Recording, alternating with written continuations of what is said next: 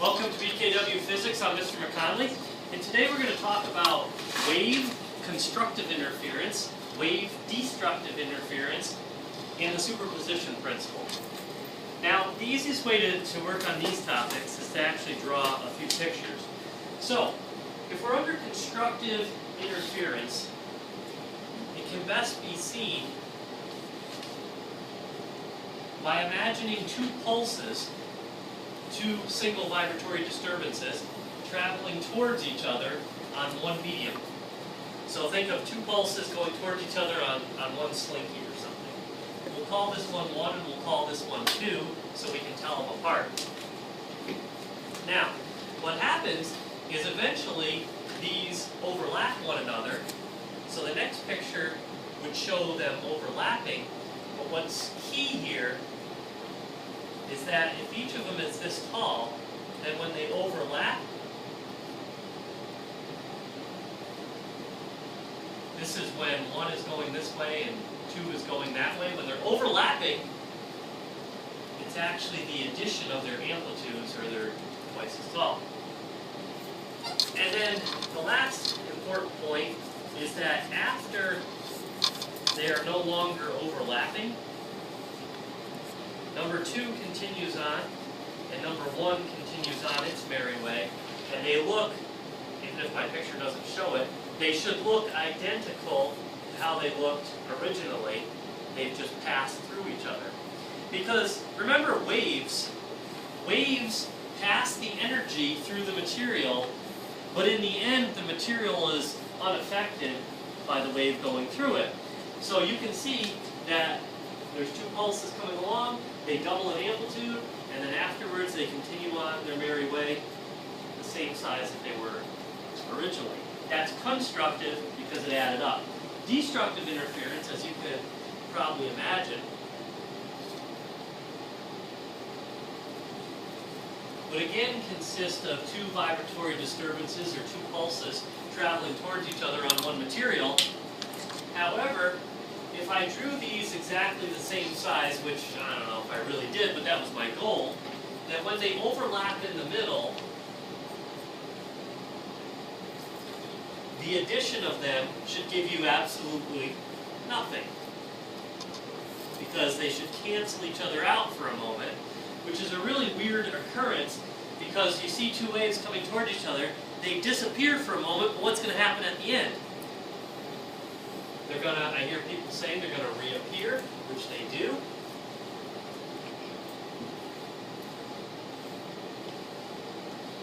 And they continue on their merry way. But it's very strange to see this, because you'll actually see it disappear and then reform and continue on. That's destructive interference, because the point at which they overlapped, they destroyed each other. They added up, their amplitudes added up to 0, they destroyed each other. Now, the superposition principle is all about what happens in the middle when they're overlapping.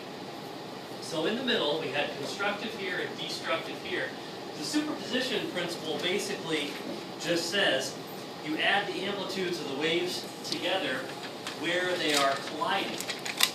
So what I'm eventually going to do for the people in class is I'm going to give you graphical examples where you can actually see exactly what the amplitude is of each wave.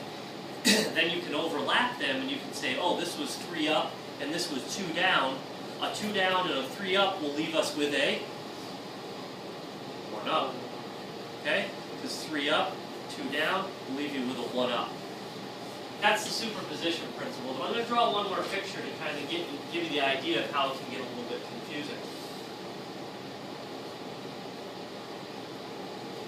If you have a rounded pulse traveling this way and a squared off wave traveling this way, by the way, there are square waves.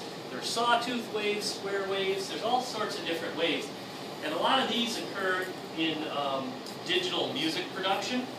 So I know I have a student that's interested in music. There are square waves in music. There are sawtooth waves. There are waves that have been cropped and chopped. There's ones that are curved, but then the top is chopped off. There's tons of different waves. And here's an example of two waves that might be traveling towards each other that are going to interfere.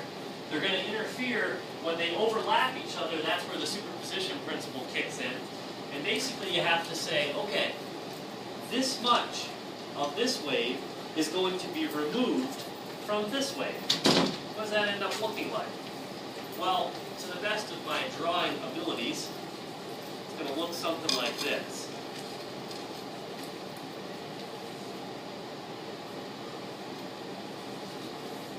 When those are superimposed on one another, this part right here is going to be taken out of the square wave. That's the superposition principle. And the key is, of course, as soon as these waves are no longer superimposed on one another, when they pass past each other, they're going to go back to their original sizes, amplitudes.